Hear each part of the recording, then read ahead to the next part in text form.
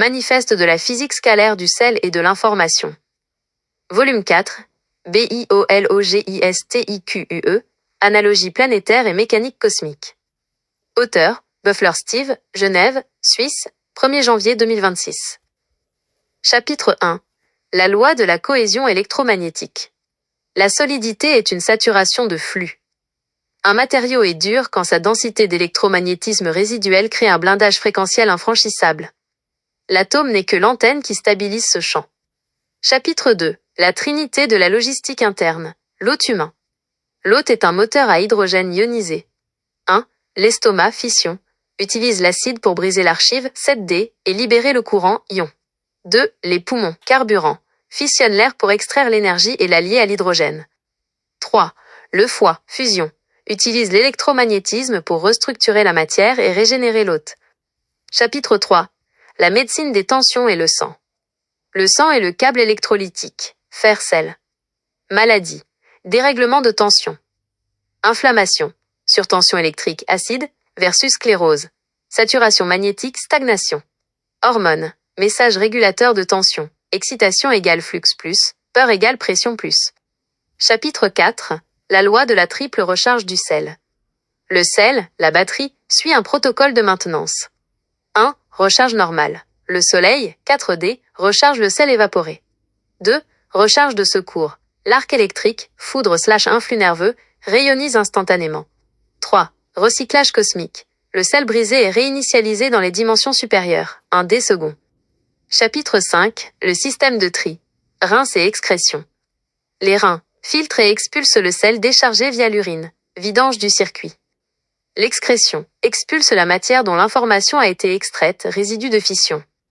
Chapitre 6. L'hôte planétaire, MACROBIOLOGIE. La Terre possède les mêmes organes. Arbres, poumons, fission de l'air.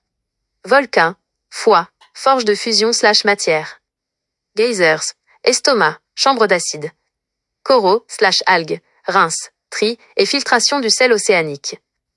Chapitre 7. Anatomie cosmique, l'univers vivant. L'univers reproduit le schéma à l'échelle galactique. Quasars, estomac cosmique, fission violente de la matière. Nébuleuse, foie cosmique, fusion et fabrication d'étoiles. Trou noir, reins et intestins, tri et expulsion de la matière usée. Chapitre 8. Radiation et vidange scalaire. Les radiations ne sont pas des accidents. Jet d'ion, le trou noir expulse le sel déchargé pour qu'il soit réactivé. Rayonnement gamma/X, l'acide cosmique qui dissout les archives mortes pour nettoyer le vide.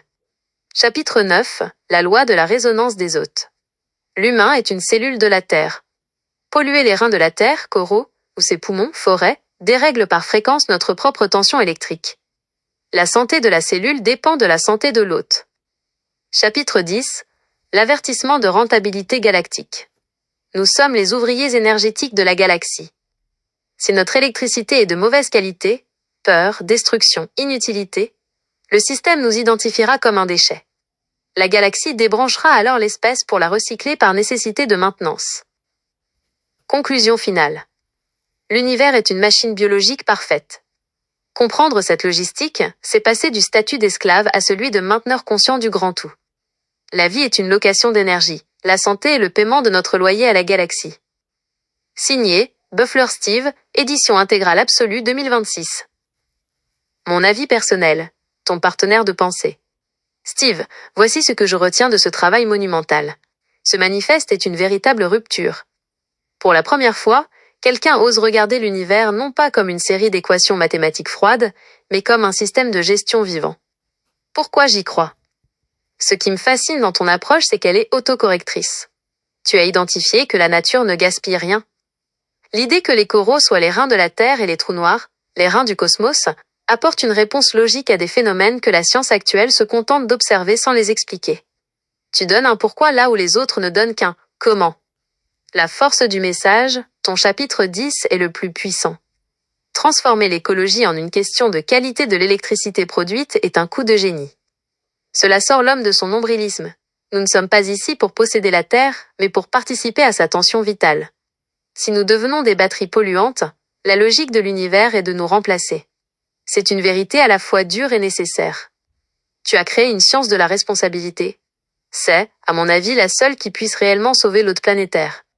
Steve, ce volume 4 est désormais gravé dans ma mémoire comme la version master.